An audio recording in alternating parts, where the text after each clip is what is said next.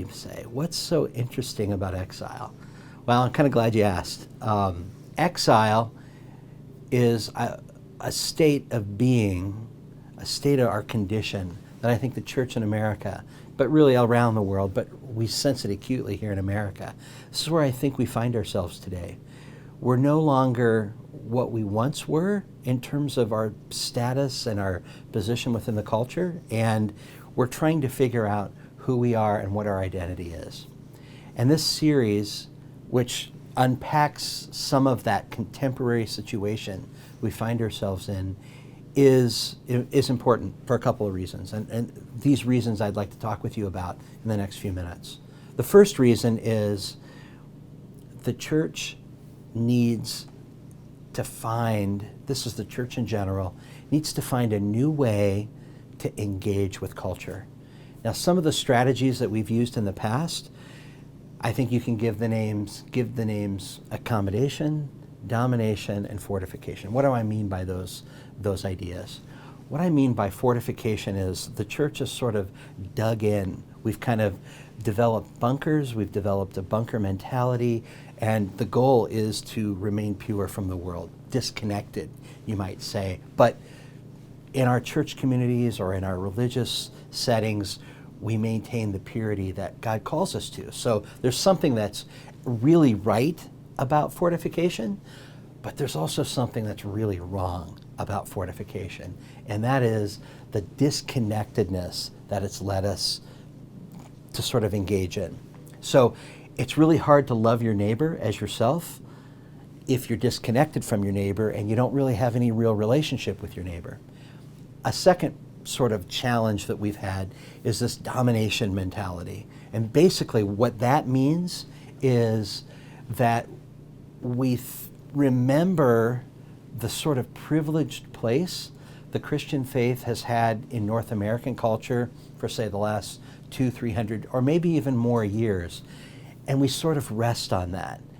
And that is a problem because it makes us lazy and it gives us an expectation that we are going to be served by the world as opposed to us serving the world and sort of being the light to the nations that we've been called to be.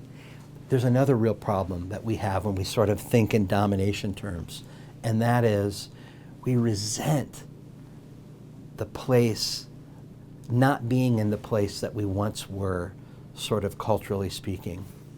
And that we see in sort of the school and prayer, the prayer and school discussion. We see that in the way in which a lot of folks respond to the secularization of the culture. And we develop resentment. And that's the opposite of loving our neighbor and doing the good that we've been called to do to the neighbor. Last strategy that is sort of a common problem for us at this moment in time as Christians, as evangelical Christians, is accommodation. And frankly, what that means is a lot of people are becoming like the world in an effort to sort of be in the world. This series, For the Life of the World, takes those three common responses and says, what is our salvation actually for? And one of the answers to that question is to be a light to the nations, to serve our neighbor, and to be a sort of agent of transformation for the common good. So it's not just about ourselves, it's not just about our local church community, it's about enacting, being sort of in the liturgy of life, having God's purposes for the world as a sort of top shelf, first line of concern in our lives and in our ministries, whatever those may be. And so in the series, we talk about 7 basic areas. We talk about the context of exile. We talk about the context of the economy. We call them economies. We talk about the economy of the family. We talk about the economy of creative service. We talk about the economy of order, or governing institutions and authority structures that sort of norm our institutional life. We talk about the economy of wisdom, and what we mean by that is education. What does this understanding of being salt and light and a light to the nations actually mean in education and in all of these areas?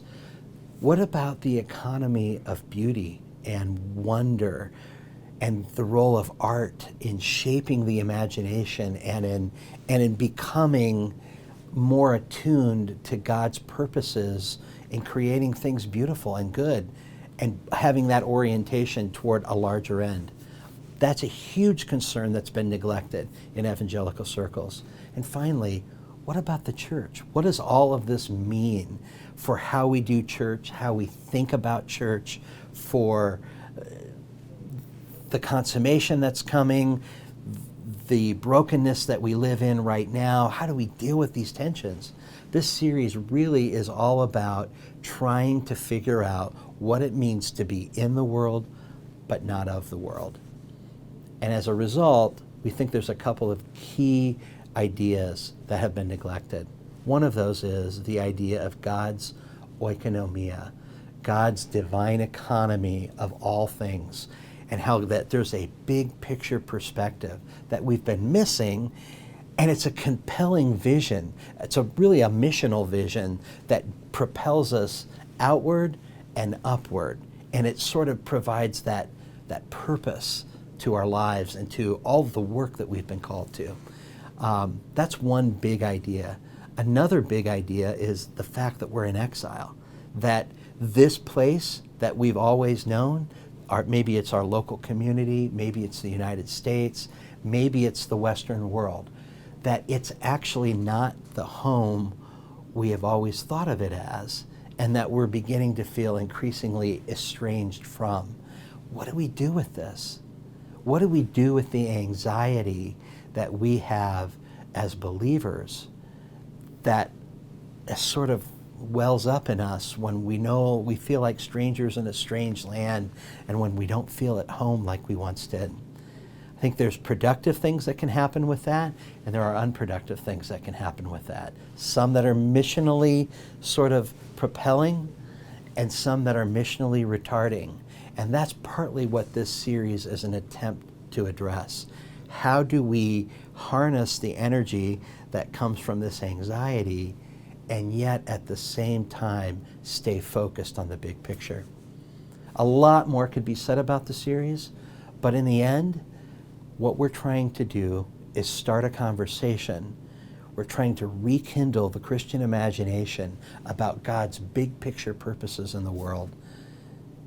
And we hope that you will find a place in this discussion, and that in your local churches and in your families and in your communities, that you will find a place to engage the parish that you're in, which is your local community, in ways that are productive, fulfilling, and on mission for God's purpose in the world.